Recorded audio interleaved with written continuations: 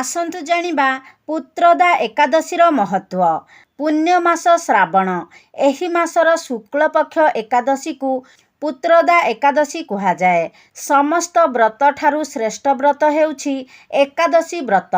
पुत्रदा एकादशी वर्षरे 2 थर पालन करा जाइथाए।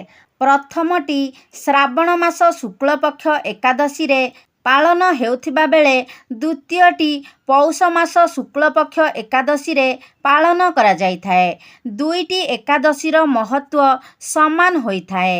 जेउ मानकर संतान प्राप्ति रे समस्या थाए सेमाने एही व्रत पालन करिबा उचित।